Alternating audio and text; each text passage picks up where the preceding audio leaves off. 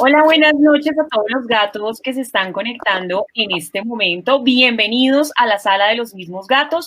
Recuerden que este es un espacio de opinión por diversión. Hoy tenemos un programa maravilloso, pero antes de ir con Gabriel, que nos va a contar quién es nuestro invitado y el tema de hoy, vamos con Héctor, nuestro gato cualquiera, que nos va a contar cuál es el restaurante que vamos a apoyar hoy en Los Gatos Ayudan. Hola Nati, gracias. Hola gatos, bienvenidos todos. No es un restaurante, pero está en la línea de alimentos, es Pollo Santa Paula. Es una empresa que les cuento, tiene 30 años de trayectoria en el mercado del pollo fresco y trabajan con muy buena calidad y brindan precios competitivos, que es lo que a la gente le encanta, además de su óptima calidad. Cumplen para tranquilidad de todos con la normatividad vigente que garantiza la manipulación higiénica de sus productos sin alteraciones microbiológicas ni fisioquímicas. Trabajan, que esto es importantísimo, con pollo 100% natural, sin químicos ni hormonas, y ofrecen el pollo despresado y entero con el peso y la cantidad que alguien necesite. Ellos atienden en Bogotá, Chía, Cota, Cajicá y Aposentos en Briceño. Aquí en el banner sale el teléfono, no lo olviden, Pollo Santa Paula, pollo, digámoslo, orgánico, fresco y espectacular. Pollo ya Santa saben, apoyar a Pollo Santa Paula. Y gatos, recuerden que nos pueden seguir en nuestras redes sociales, los mismos gatos-bajo. Y hoy es miércoles de alianza con la línea del medio, con quienes todos los miércoles estamos transmitiendo desde su portal. Así que los saludamos. Un abrazo a los amigos de la línea del medio. Gabo. Bueno, quisiera agradecer nuevamente a Laura Gil, a nuestros amigos de la línea del medio, que todos los miércoles se conectan con nosotros, como lo estaba diciendo Natalia. Saludamos también a la gente que se está conectando en redes en este momento. Y antes de presentarles al invitado que tenemos hoy, es imposible para mí comenzar este programa sin referirme a un hecho doloroso que se conoció el día de hoy. El Ejército ha informado de la apertura de una investigación disciplinaria por un presunto caso de abuso sexual en contra de una menor que pertenece a la comunidad en Verachamí, en Risaralda. En el hecho estarían involucrados aparentemente 7 soldados. Y estas noticias a nosotros aquí en Los Gatos, pero en Colombia, a la Colombia entera, le rompen el alma, pero también nos recuerdan que como Estado seguimos estando muy lejos de poder escapar de una tragedia como la que se conoció desafortunadamente el día de hoy. Sin embargo, esta noche tenemos como invitado al senador Iván Cepeda, a quien agradecemos que esté acá en esta sala con Los Gatos, miembro de la oposición y duro crítico del gobierno de Iván Duque. En días pasados, junto con otro grupo de congresistas, el senador Cepeda puso en evidencia algunos temas que preocupan a la opinión pública. Por un lado, la falta de transparencia en el manejo de los recursos para atender la crisis sanitaria, pero por el otro, también la falta de controles de cualquier tipo a un gobierno que en lo que va de la pandemia, atención, ha expedido más de 160 decretos, de los cuales, según la misma senadora Aida Bella, únicamente 5 tendrían una relación directa con la crisis sanitaria. Y como si todo lo anterior no fuera poco, en un reciente informe de Indepaz da cuenta que en lo que va del 2020 han sido asesinados 138 líderes sociales, es decir, casi que uno diariamente. El senador Cepeda ha sido uno de los que más ha denunciado y con mayor vehemencia el asesinato de los líderes sociales y de los reinsertados de las FARC, tanto dentro como fuera de Colombia. Como pueden ver, queridos gatos y los que nos acompañan en redes, son muchos los temas para abordar el día de hoy y desafortunadamente muy poco el tema. Así que me voy a detener aquí para darle la bienvenida a nuestro invitado. Y antes de comenzar, senador, me gustaría muy brevemente, si le gustaría comentar algo frente a las denuncias que se conocieron hoy de este abuso contra una menor en Verachamí, en el departamento de Risaralda, por parte de militares del ejército. Muy buenas noches, bienvenido a esta sala, esta es su casa, senador. Buenas noches, muchas gracias a los mismos gatos y también a la línea del medio que nos permite conectarnos con mucha gente esta noche con el mayor gusto listo a tener una conversación sobre todos estos temas que son fundamentales y por supuesto expresar hoy nuestro inmenso pesar, nuestra tristeza por ver hechos tan graves como estos que se están señalando, que muestran una absoluta falta de humanidad, de respeto a las normas más elementales pues de los derechos humanos, que al parecer, 8 miembros de la fuerza pública abusen de una niña. Eso muestra, como lo decíamos, que la enfermedad no es el coronavirus en la sociedad colombiana. Es una de las enfermedades que tenemos, pero hay otras que vienen de muy atrás y que afectan profundamente a nuestra sociedad. Pero bueno, hacer el análisis de ella creo que es el objeto, por lo menos, de esta noche, por lo menos tocar de alguna forma esos asuntos tan graves. Así es, senador. Y para el tema de hoy tenemos, como lo habíamos anunciado en la publicidad, un tema que nos preocupa mucho y es qué clase de controles está teniendo el gobierno. Me gustaría comenzar con Natalia. Natalia, ¿tú qué reflexiones tienes frente a esto? ¿Qué le quisieras preguntar al senador el día de hoy?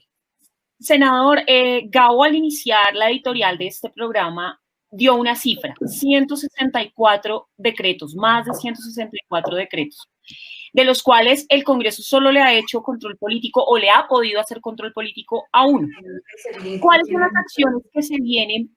Porque muchos de estos decretos hemos visto que sobrepasan las facultades que tiene el Ejecutivo y pasan por encima del Congreso y de la misma rama judicial. ¿Qué se va a hacer desde el Congreso para poder hacer control efectivo a esta decretitis en estado de excepción que nos tiene a los colombianos echando números porque nos confunde a todos los días un decreto, casi todos los días uno? Bueno, pues aquí el problema es un problema de fondo, porque junto a la pandemia hemos estado viendo que no en Colombia, sino en el mundo, se ha entronizado el estado de excepción. El estado de excepción es una situación en la cual quedan suspendidos los derechos, o por lo menos una parte de los derechos. El poder se concentra en una de las ramas del poder público y ese fenómeno puede dar lugar a toda clase de arbitrariedades, más si comienza a prolongarse en el tiempo. Es decir, un estado de excepción debe ser una cosa puntual, que dure semanas, pero ya vamos para meses, y ese es un primer problema. En segundo lugar, lo que señalabas, y es que para poner las cosas en números claros, durante las 3 décadas, casi 3 décadas que tiene la Constitución de 1991, en estados de excepción en Colombia se han expedido 270 decretos ley. Y en estos meses, como bien lo has dicho, llevamos 115 decretos ley y muchas otras decisiones que han sido tomadas como decretos ordinarios, es decir, que no se ha utilizado el estado de excepción, y esto hay que prestarle mucha atención, y también distintas resoluciones o decisiones administrativas, lo cual hace prácticamente que en Colombia haya surgido un cuerpo legal paralelo a las leyes que tenemos. Entonces es un problema grave, es decir, está enferma hoy no solamente la población, sino comienza a estar enferma gravísimamente la poca democracia que hemos tenido en este país. Y efectivamente uno de los grandes temas, y me gustaría aquí conversar un poco con Humberto de esto, que además es nuestro abogado constitucionalista, administrativista, penalista, mejor dicho, abogado de primera línea. Me pueden sacar el letrerito de la América si quieren. Humberto, yo lo quiero, es mi gran amigo y tiene un criterio jurídico impecable. Hablábamos también un poco del control político, Humberto. Bueno, sí, yo le quisiera, con las buenas noches, senador Cepeda, y a todos los gatos que hoy nos acompañan, más que una intervención, hacerle una pregunta. Sabemos que hay un decreto de estos legislativos que entre toda esa legislación de emergencia, de alguna manera le podría estar obstaculizando o dificultando la labor de control político al Congreso, que depende en buena medida de hacer derechos de petición. Yo creo firmemente que las medidas de emergencia son necesarias, no sé si habrán sido desproporcionadas o no, y confío en el criterio de la Corte Constitucional, pero no es suficiente el control judicial. Necesitamos un Congreso activo con usted y todos sus demás compañeros. Yo quisiera que usted nos contara un poquito de qué se trata ese decreto, cómo es que ha afectado la labor de control político, para que charláramos sobre eso unos minutos. Bueno, es que en la práctica se le ha quitado al Congreso sus facultades de control político. Es decir, se entronizó la idea y el gobierno la reforzó con una serie de medidas de que el Congreso no puede sesionar semipresencialmente o presencialmente. Yo estoy de acuerdo que tal vez 106 senadores y senadoras y 165 representantes en un solo recinto, pues es una situación difícil de controlar, pero la gran mayoría de los congresos en el mundo están por lo menos sesionando con una parte de sus miembros en el recinto, y este no es un problema como se ha querido mostrar banal, que es un asunto de que los congresistas queremos ir a robar show en el recinto. No, ese es un problema de fondo y yo puedo explicar las razones de por qué lo es. Entonces, lo que está ocurriendo es que con esta tecnología maravillosa que tiene muchas virtudes, ¿no? Pero que también tiene unos límites que son muy serios, se ha recortado de facto el poder de control político. Y voy a decir cuál es la expresión más escandalosa de eso.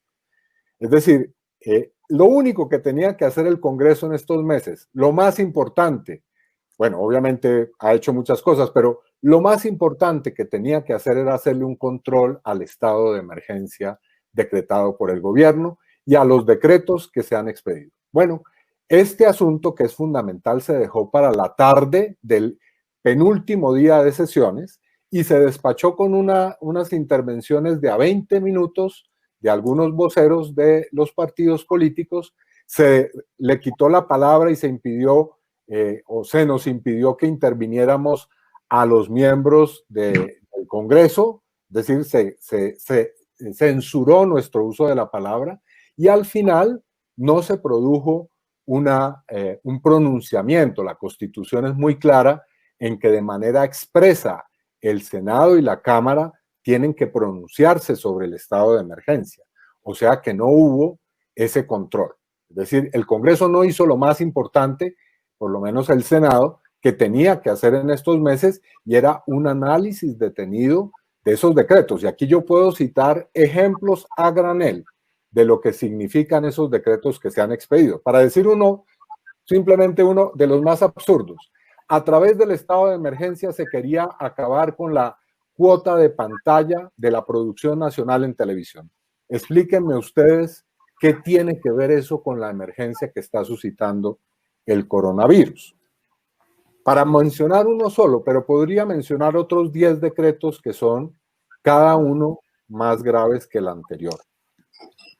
Senador, si uno hiciera un ejercicio, digamos, de abogado del diablo aquí, muchos podrían decir que un ejercicio de control político en momentos, digamos, donde el gobierno necesita ser ágil en el manejo de soluciones, podría reducir el margen de maniobra del gobierno para responder efectivamente a la pandemia. A los que piensan de esa manera, ¿uno qué les podría decir? Y es como un poco para validar la importancia de que, a pesar de que estemos actuando en urgencia y en emergencia, se siga ejerciendo el deber de hacer control político al Ejecutivo.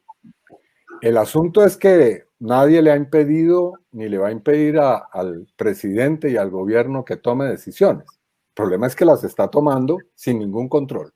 Y digo sin ningún control porque no es solamente que el Congreso no esté controlando, sino también porque la rama judicial está también absolutamente limitada. La Corte Constitucional, de manera muy lenta, y no porque los magistrados no hagan su trabajo, sino porque tienen una carga de trabajo extraordinaria, pues están funcionando a media marcha. el Consejo de Estado, digamos, está sesionando a media marcha.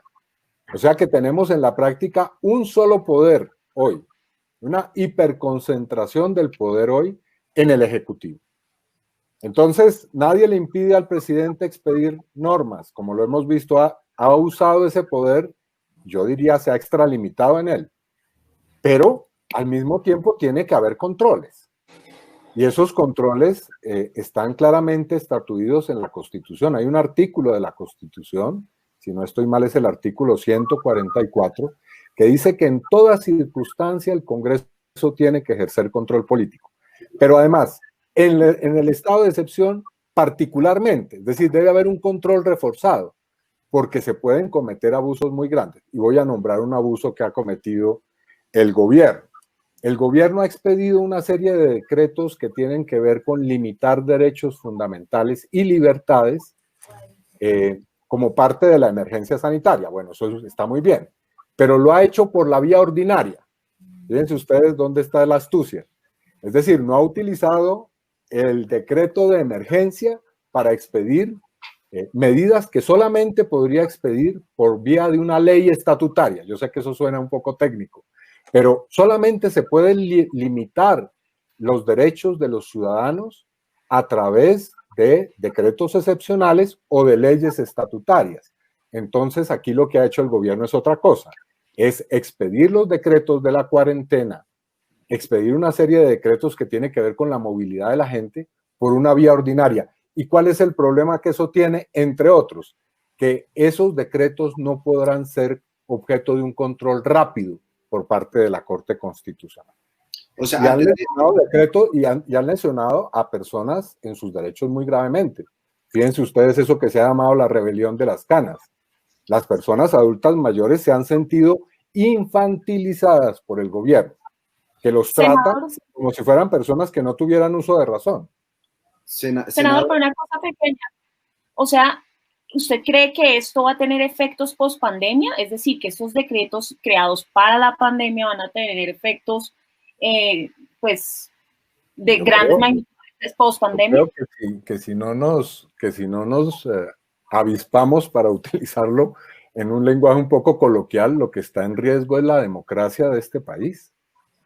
Es decir, estamos viendo que se nos están diluyendo aspectos fundamentales del control político en Colombia, que es muy precario. Yo quiero decir, en Colombia tenemos un Estado de Derecho muy precario y una democracia muy precaria, pero eso poco que hemos ganado luchando décadas, que la Constitución del 91 nos costó, bueno, a los que tenemos ya, digamos, algunos años encima, muchos esfuerzos, pero que también le ha costado a generaciones de colombianos, estamos arriesgándolo hoy. Hoy hay que llamar a defender la democracia porque detrás de todo esto que estamos viendo, que es la tensión sobre lo que está pasando con la pandemia, todos los hechos de la economía, se nos está deslizando un Estado y un poder y un régimen autoritario. Seguramente lo que está pasando es grave, lo que señala usted, senador, de los controles, porque un acto del presidente bajo el 189 va por control del Consejo de Estado, mientras que un decreto expedido bajo la emergencia económica va a control de la Corte Constitucional, y hay una gran diferencia en el tipo de control.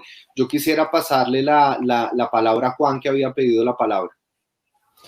Gracias, Gabo. Sí, senador, yo quisiera también preguntarle, digamos, hablando de control también, ¿qué estamos haciendo, digamos, con el control de los recursos de todos los proyectos que viene adelantando el gobierno nacional?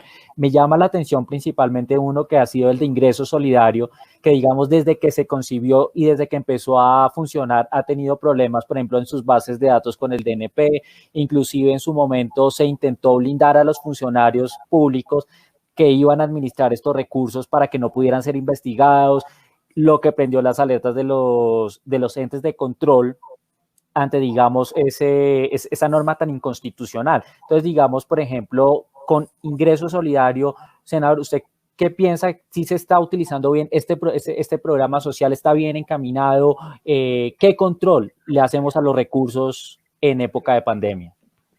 Bueno, independientemente de lo que pensemos de esos programas, que eso es otra discusión, de fondo sobre qué tanto resuelven los problemas de la crisis social que estamos viendo, que se acerca ya a un quiebre, es decir, a un quiebre social. Lo que estamos viendo aquí es que puede producirse en Colombia una categoría nueva, que es que lleguemos al 50% de la población en pobreza monetaria. Pero bueno, esa es otra discusión.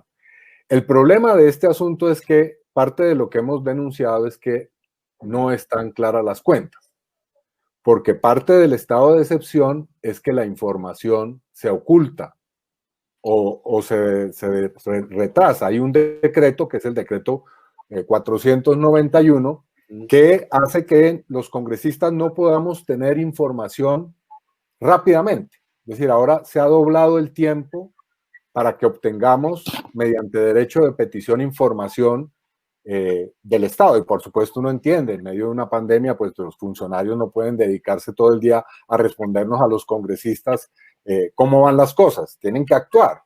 Pero eso no significa que se nos oculte información. Entonces, la denuncia que hicimos nosotros en estos días es que las cuentas no están claras.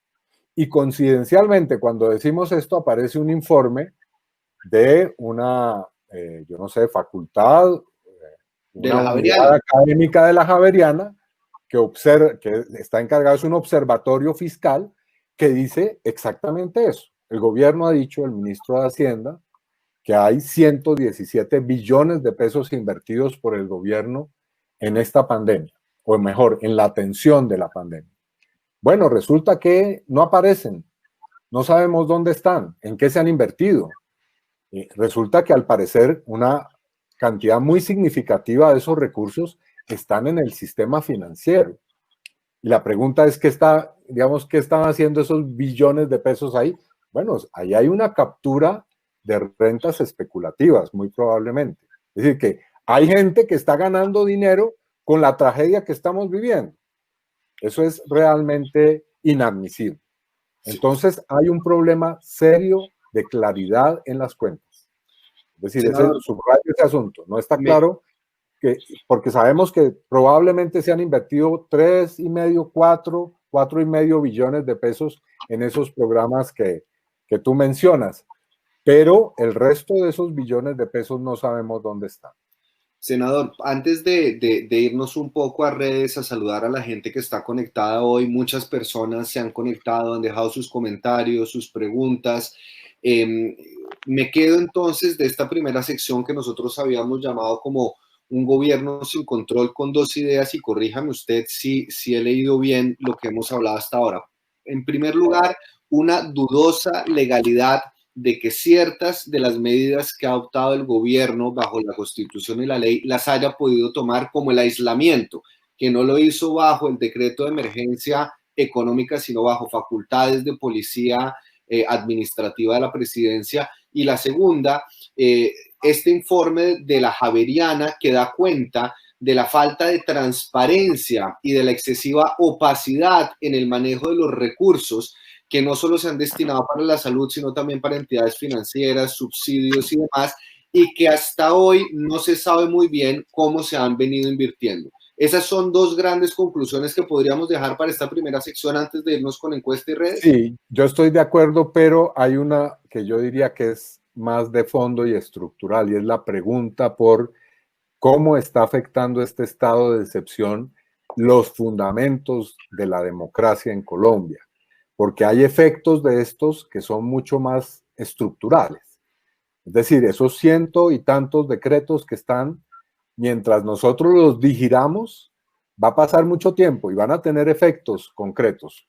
Por ejemplo, menciono otro que es importante, con eso termino esta intervención sobre este asunto. El senador Luis Fernando Velasco denunció que hay un decreto, el 811, si no estoy mal, con el cual el gobierno se autohabilita para 811 para vender las empresas de la nación. Entonces, en cualquier momento podemos estar ante el hecho de que se venda Ecopetrol o cualquiera de las empresas importantes que son el capital de los colombianos, y uno no sabe para qué se van a destinar esos recursos, ni quién se va, digamos, ni a favor de quién es eso.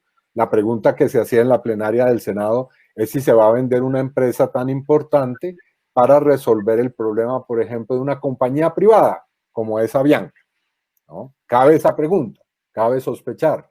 Entonces, esos son asuntos de fondo que hay que tener en consideración en esta pandemia. Eso, senador, sumado también al hecho de que se ha restringido ese ejercicio de control político que sirve también de contrapeso, es decir, hay un espinazo dentro de la democracia que se estaría rompiendo y es ese equilibrio de poderes, y creo que ha sido una crítica que no solo ha hecho usted, sino que han hecho diversos sectores de la opinión pública. Yo quisiera dar un cierre a esta primera etapa, Natis, cómo estamos en redes, y contémosle un poco a los gatos que nos están viendo a esta hora cuál fue el resultado de la encuesta que hicimos en Twitter y que hemos hecho todo el día.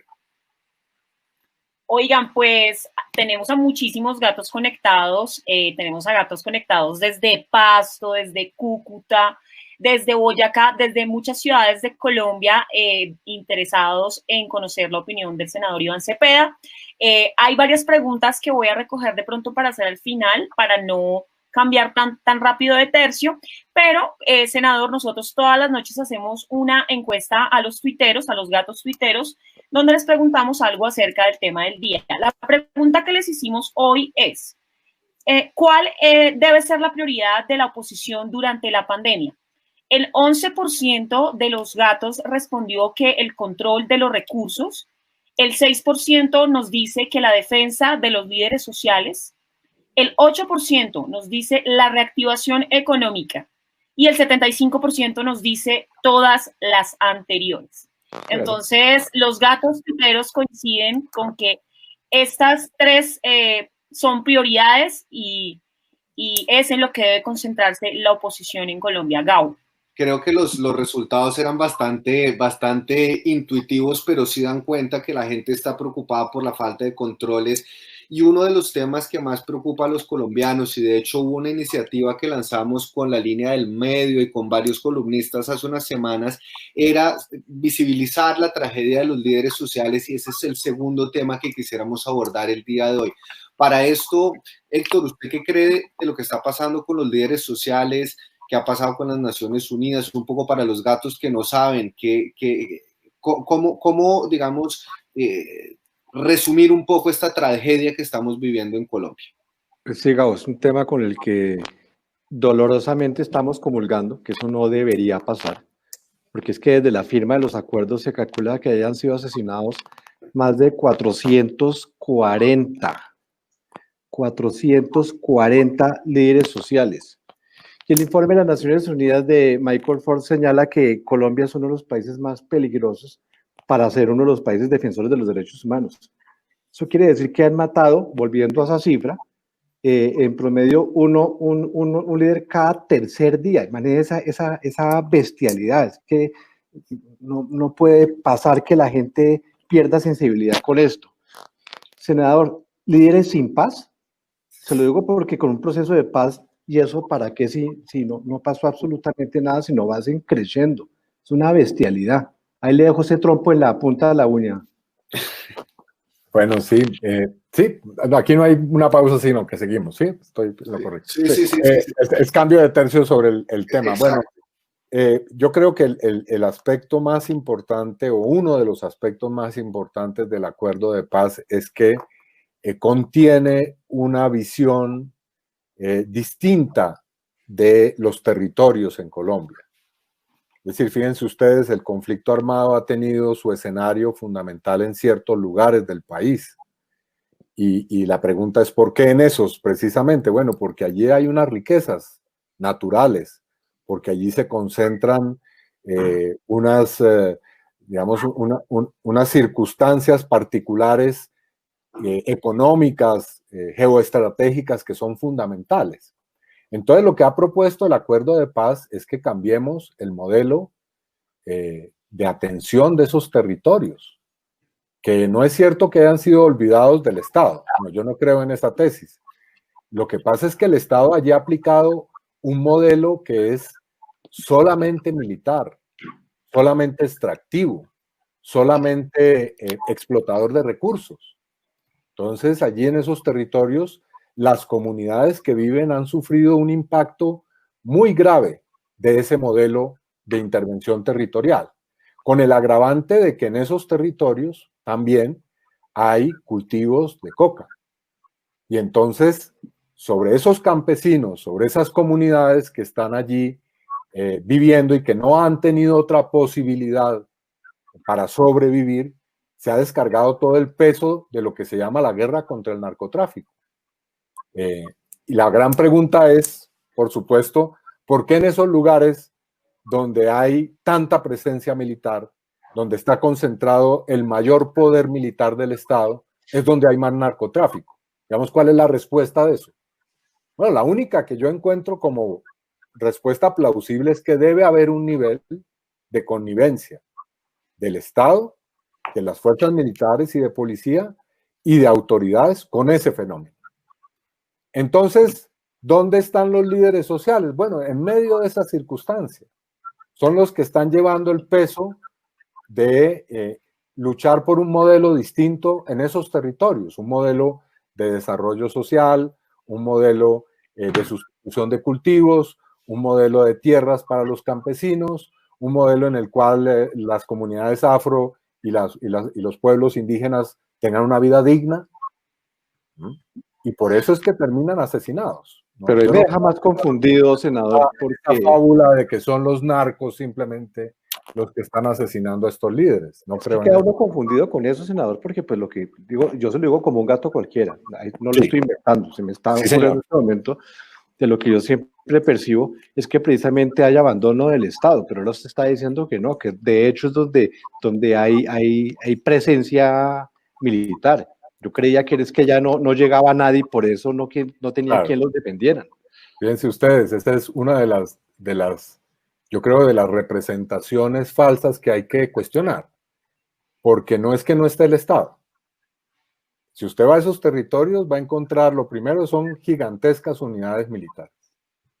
Es decir, donde usted vaya, y eso fue parte del resultado que nos dejó los gobiernos del expresidente Álvaro Uribe, una presencia en todo el territorio nacional de la fuerza pública. Ahora, usted va a ese territorio y no encuentra la fiscalía, no encuentra la procuraduría, la defensoría del pueblo, no encuentra un hospital, no encuentra una carretera, no encuentra una escuela. Entonces la pregunta que uno hace obvia es, ¿y por qué puede haber presencia militar y no puede haber presencia social del Estado?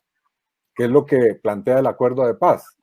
Si ustedes quieren, el acuerdo de paz es eso sencillamente, que el Estado haga presencia de una manera multidimensional en los territorios. Ese es el problema de fondo. Yo creo que esa tesis de que el Estado se olvidó, no, ahí no hay olvido. Ahí hay empresas que están explotando el petróleo, allí hay empresas que están explotando el carbón, allí hay un pie de fuerza, repito, muy importante, y coca. Y hay coca, digamos, fuimos con la Comisión de Paz, les voy a poner este ejemplo, al municipio de Argelia en el Cauca. Y entonces nos dijeron los indígenas que allá hay 19 bombas de gasolina. Y entonces la pregunta que nos hicimos, que es obvia, es, ¿y hay tantos vehículos como para que haya tantas estaciones de gasolina? Y la respuesta que nos dijeron es, no, senador, por supuesto que eso es para procesar la cocaína. O mejor, para convertir la coca en cocaína. Bueno, y la pregunta que uno se hace es, ¿y por qué las autoridades que están allá no intervienen en eso? ¿Qué es lo que está pasando? Y creo que la respuesta es obvia, es decir, no es posible que exista el narcotráfico sin un nivel de connivencia del Estado. Es decir, no son solamente los carteles, las bandas criminales que por supuesto hacen allí y deshacen, sino también que hay evidentemente una presencia que está corroída por la corrupción del narcotráfico. Ese es un problema que tenemos que encarar y que tenemos que discutir. Y entonces los líderes y las lideresas que se paran y dicen eso, pues los asesinan. Y senador, digamos, antes de darle la palabra a Juan, que me había pedido la palabra, lo que, digamos, retomando un poco la pregunta de Héctor, es, ¿se pensó en este proceso de paz donde en papel iba a haber una oferta y una apuesta social en los territorios también para eliminar esas causas sociales que están detrás del conflicto armado, pero se sigue llegando solo con presencia militar. Es decir, no ha cambiado mucho en el antes y en el después en la práctica. Juan, ¿tú qué consideras? ¿Qué opinas del tema de los líderes sociales? Pues digamos, a mí me preocupa mucho que, digamos, cuando se ha denunciado públicamente que hay un asesinato sistemático de los líderes sociales, una de las respuestas que nos da el gobierno nacional es, pero es que no todos en Colombia, no a todos los que matan son líderes sociales. Entonces, digamos, intentan como decir que nosotros cada vez que se presenta una muerte en Colombia decimos que es un líder social. Entonces, senador, a mí me gustaría, digamos, con sus palabras, para que tengamos claridad quién es entonces un líder social, para tener claridad de saber cuándo el gobierno nos hace conejo o cuando efectivamente estamos frente a un crimen y un genocidio de líderes sociales. Bueno, yo creo que es un ejercicio intencionalmente perverso ponernos a discutir si a las que están matando son o no. Porque ese ejercicio lo hemos hecho ya en otros momentos de nuestra historia hasta que terminan de matar digamos, acaban por matar a todo el mundo, o por lo menos a una. Yo me acuerdo que la discusión sobre la UP que vivimos durante décadas con gobiernos fue si a los que estaban matando eran guerrilleros o si eran civiles o si eran realmente gente de la UP o de FARC. Bueno, hasta que mataron 5.000 o 6.000 personas. Y eso pasa también con los líderes. Bueno, puede ser que no todos, no los 440 sean todos líderes sociales, pero es evidente que en Colombia están asesinando a toda aquella persona que lidera un proceso comunitario, reclama los derechos de esa comunidad y protege la vida de otros ciudadanos o de otras personas que habitan en esas zonas rurales. Esos son los líderes sociales. Yo creo que, a mi modo de ver, existe una sinonimia entre líder social y defensor o defensora de derechos humanos. Cumplen ese papel fundamental.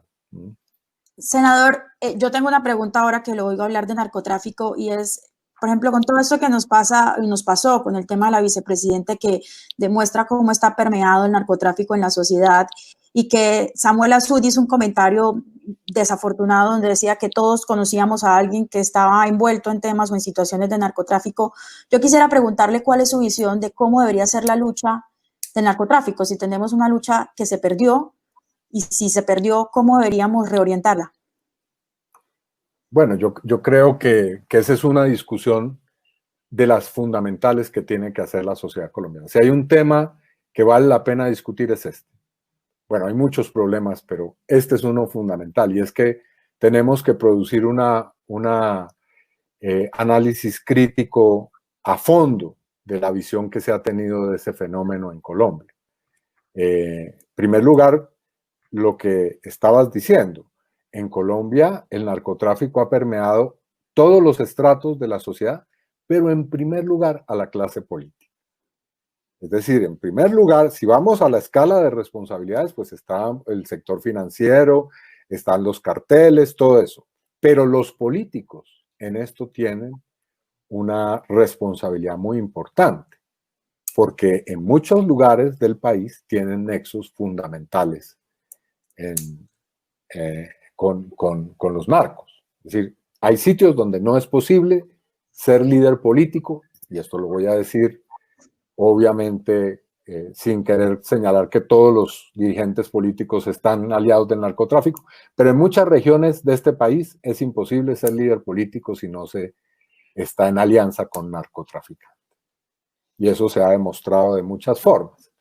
Entonces, tenemos que cuestionar esas responsabilidades, tenemos que cuestionar las responsabilidades de la clase política, pero también de ciertos sectores empresariales, de ciertos sectores de las fuerzas militares y de policía, de ciertas autoridades del Estado, si es que queremos realmente verle la cara a este problema, porque este problema se ha sencillamente simplificado poniendo en el primer plano de los villanos a los campesinos que cultivan la coca, a los grupos armados que efectivamente utilizan esos recursos, nadie lo niega, y a los carteles o a los microcarteles o como se les llame, a las organizaciones criminales. Bueno, sí, eso es uno. Ese es un aspecto del asunto, que es el que tiene todo el peso, pero ¿y dónde está una política frente a la complejidad e integralidad del fenómeno? Entonces, allí hay una discusión que es mucho más profunda. Ahora, por supuesto que esto no se resuelve con una política criminal o con una política sencillamente penal. Aquí hay que desarrollar una política integral, global, que pase también por la despenalización. Esa es una discusión que tenemos que dar y en la que tenemos que asumir un rol de liderazgo. Ya, creo que liderazgo. Frente a ese tema internacional. Considero que hemos retrocedido algo. Senador, ya se nos va acabando el tiempo. Yo sé que Héctor tiene una pregunta a nombre de su tía. Natis había recogido un par de comentarios de redes que nos habían llegado el día de hoy, pero yo sí le quisiera preguntar y retomar un poco una pregunta que hacía Marta Rincón Lozano y que mucha gente lo ha criticado a usted por las denuncias que ha realizado ante la Corte Penal Internacional y la Corte Interamericana de Derechos Humanos. La gente no entiende muy bien por qué acudir a instancias internacionales, porque muchas veces puede parecer incluso una actitud apátrida. ¿Qué responderle a la gente que lo critica por esta actividad ante tribunales internacionales que podría incluso poner en riesgo el proceso de paz en Colombia y el buen nombre de Colombia, si se quiere, ante la comunidad internacional? No, yo creo en los jueces en Colombia. Yo he hecho durante décadas procesos judiciales en el país y he luchado en todas las instancias nacionales, desde el asesinato de mi padre, pasando por toda la serie de asuntos que me han pasado a mí, a otras víctimas. Hemos llevado pacientemente durante décadas procesos judiciales y hoy en día tengo procesos en la Corte Suprema de Justicia y creo plenamente los magistrados que están llevando esos procesos. Y me he sometido a la justicia también cuando he sido denunciado penalmente o disciplinariamente. Así que yo respeto la justicia en Colombia sin desconocer los graves problemas que tiene, pero eso es un capítulo largo al cual no le podemos dedicar estos pocos minutos. Pero también creo que las víctimas y que los ciudadanos de un país tienen derecho, es parte de sus derechos, a acudir a los mecanismos de justicia internacional. Cuando la justicia en Colombia no cumple su papel, y esto ya es parte del mundo global, cualquiera puede denunciar crímenes muy graves. Ahora, ¿cuáles son los que se denuncian internacionalmente? Bueno, los peores crímenes de lesa humanidad. En Colombia tenemos tasas de impunidad del 95% frente a hechos que son terribles. Por ejemplo, ahora que discutíamos la cadena perpetua para violadores y asesinos de niños. Una de las cosas que se decían y que yo dije en ese debate es que hay el 95% de impunidad frente a esos hechos tan graves. Por eso es que yo no creo que la cadena perpetua vaya a resolver el problema. Bueno, pero esa es otra discusión. Eso nos daría, senador, además, viendo todas las preguntas que llegan del público para tener tres programas. Pues, sí, okay. Pero simplemente digo, frente a tasas tan escandalosas de impunidad, es lícito, es legítimo acudir ante organismos internacionales. Ahora, tenemos en Colombia muy importantes logros, como es la Jurisdicción Especial para la Paz. Yo he pedido ser reconocido como víctima ante esa instancia y voy a hacer toda la tarea ante la JEP como víctima del conflicto armado y de lo que ocurrió con mi padre y muchos otros hechos. Antes de cerrar el programa, Héctor y Natalia, que tuvo problemas con su internet, pero ahorita apenas se reconecte le volvemos a dar la palabra. ¿Qué se pregunta la tía Gertrudis a esta hora en las redes, Héctor? Senador, mi tía Gertrudis, que siempre es un poquito imprudente, me está escribiendo acá y me dice, así habla ella, con todo respeto, me dice, ese muchacho Iván me cae bien. Gracias, por favor, dígale que gracias. Sí, así mismo, ese muchacho Iván me cae bien, no sabía que fuera tan buen tipo. Pero Héctor, pregúntele esto, mijo. ¿Petro o Robledo? Esa pregunta la respondí el otro día y me metí en un problema. Pero si no la responde, me meto en un lío con la tía Gertrudis. Eso la misma respuesta que di en otro programa. muy simpático. Yo tengo unas convicciones políticas, las he expresado públicamente. Respeto y quiero mucho a mis colegas de partido, pero bueno, en eso ya he hecho o he dado una respuesta públicamente.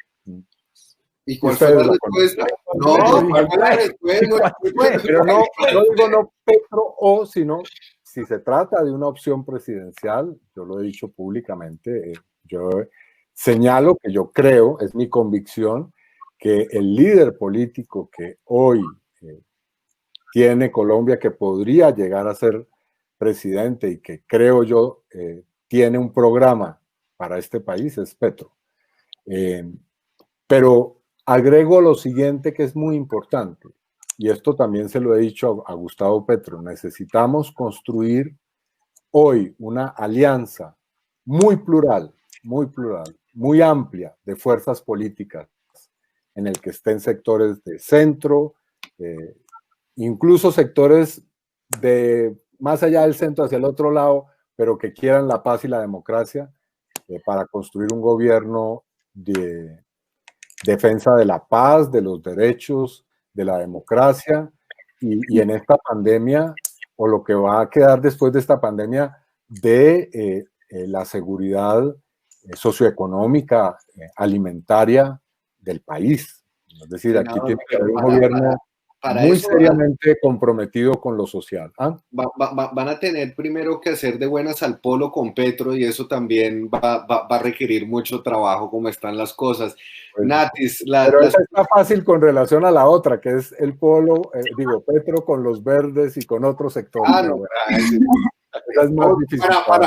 Para otro programa también. Natalia, Diana, Franci, mucha gente conectada en redes nos hacía preguntas que todavía has dejado para el final, ya cerrando el programa, que llegamos a los 45 minutos. Pues sí, oigan, hoy las redes han estado muy activas, senador, le cuento que usted tiene mucha gente que lo quiere, pero hay otra seguramente gente también que no.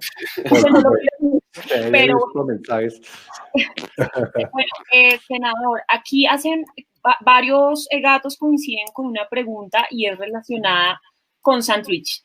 También creo que es una pregunta que personalmente no me habría perdonado no hacérsela, porque yo creo que muchos gatos, incluyéndome, pues tenemos dudas con respecto al destino de Sandwich. Creemos que lo que pasó con Sandwich es una traición al acuerdo de paz de quienes trabajamos por la paz de Colombia y creemos en la paz de Colombia.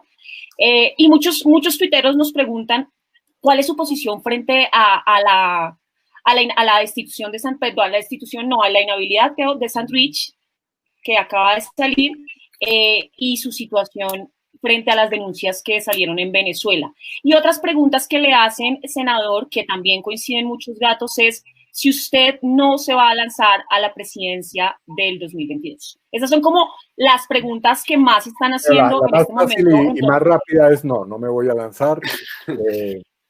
Aspiro a poder estar en el Congreso y a construir, lo dije ahora, una alianza muy grande de fuerzas políticas. Ahora, con relación a la segunda, a la primera, mi posición ha sido la misma. Yo considero que uno de los más graves ataques que se hizo contra el proceso de paz fue el intento de generar un proceso de extradición sobre bases que yo creo fueron falsas, y esa es mi convicción.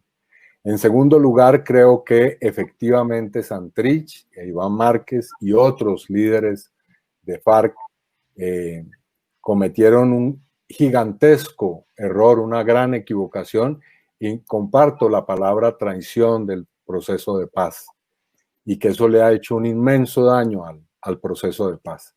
Y en tercer lugar, pues obviamente hoy están por fuera de ese proceso. El Estado tiene una política para eso, están ubicados en el terreno en el cual son objeto de persecución legal, y señalo que en este caso hay una decisión que acaba de ser tomada por parte de la Procuraduría, que yo creo que es una decisión que respeto, pero que ha debido ser más drástica. Pero dicho todo eso, quiero también advertir lo siguiente, y eso ha sido objeto de un debate.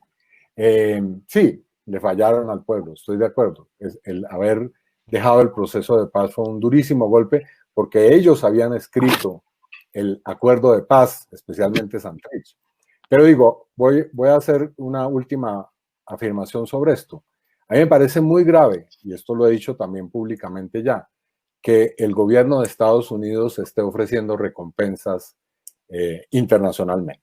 Y digo que es muy grave porque se está abriendo en Colombia, es mi convicción, un escenario en el cual puede ocurrir una confrontación militar muy grave, que ya estamos viendo. Es decir, los hechos que se están sumando, a nosotros se nos ha dicho que estamos locos, que cómo pensamos que Estados Unidos va a invadir Venezuela. No, nadie ha dicho eso. Lo que estamos diciendo es que se están sumando una serie de elementos que pueden terminar en una espiral muy peligrosa para la paz de nuestro país. Y creo que ese elemento, ese de poner recompensas para que cualquier ciudadano decida ir, por ejemplo, ciudadano estadounidense decida ir de Colombia a Venezuela a traer a Santrich y a Iván Márquez, es parte de una espiral que puede conducirnos a una situación de conflicto armado internacional.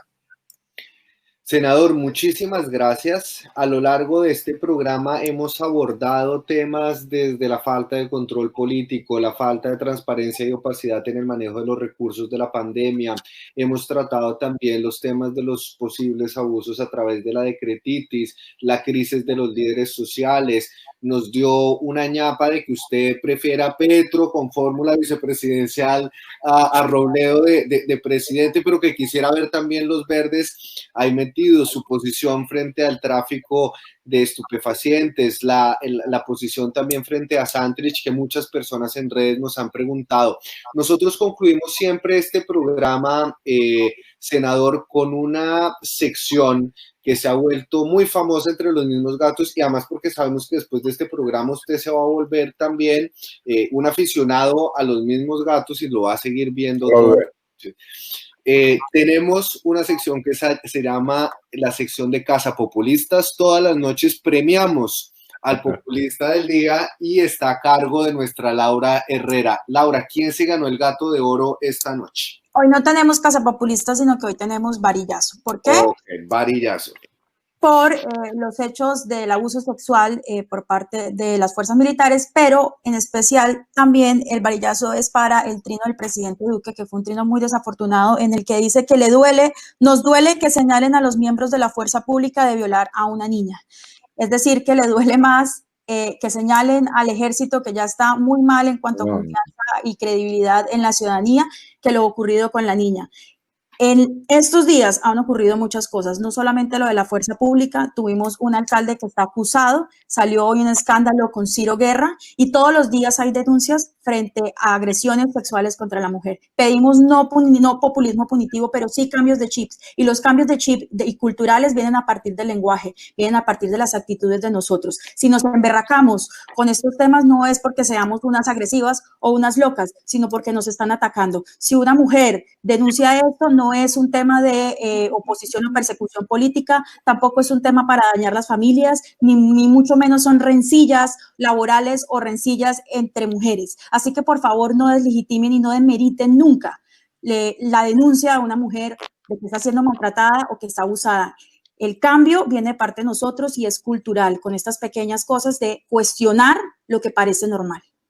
Y yo creo que lo que dice Laura, que es cierto, es un hecho, el abuso sexual, el abuso contra menores, la violencia sexual, el feminicidio, la discriminación, no es un tema nuevo, es un tema simplemente que ha estado encubierto, invisibilizado, y hoy por lo menos estamos teniendo voces más fuertes, instancias de denuncia, y lo que tenemos que hacer como sociedad es justamente rodear a las personas que están siendo víctimas de estos abusos y no tener ninguna clase de contemplación jurídica, moral o ética. Yo quisiera, antes de cerrar el programa, nuevamente agradecerle al senador por haber aceptado esta invitación. Creo que fue un programa donde abordamos muchísimos temas de interés nacional. Hemos hablado con la gente en las redes sociales, hemos recibido muchísimas preguntas. Agradecemos a los que se conectan a esta hora. Laura Gil y la línea del medio, como siempre.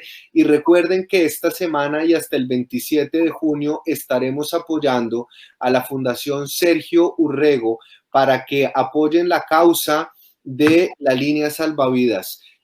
Cientos de personas mueren al año por discriminación por su orientación sexual, son víctimas del bullying y cometen suicidio. Esta causa de la Fundación Sergio Urrego, este concierto para apoyar la línea salvavidas es una causa noble, es una causa humana, es una causa que nos enorgullece enormemente acompañar. Así que por hoy vamos a cerrar el programa. Natis, dejo los saludos de redes contigo. Creo que Natalia... Oigan, mi internet sigue un poquito malo.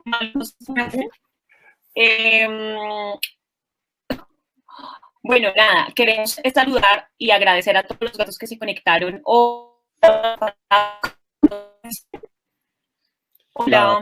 La estamos perdiendo. No sé. Creo que Nati se quería despedir de los que nos están acompañando. A esta hora mañana va el técnico para resolver los problemas de redes. Agradecemos entonces al senador, a todos los que se han conectado a esta hora. Acuerden seguirnos en nuestras redes sociales y como siempre recuerden que opinamos por diversión. Nos vemos mañana con un gran invitado, con un nuevo programa, un nuevo tema. Muchas gracias, senador. Muchas gracias a todos. Gracias, Gabriel. Gracias, Natalia, Laura, Héctor, Humberto. Muchas gracias. Y qué pena todo lo que me dijo, senador. Chao, nos vemos mañana, gatos. Chao.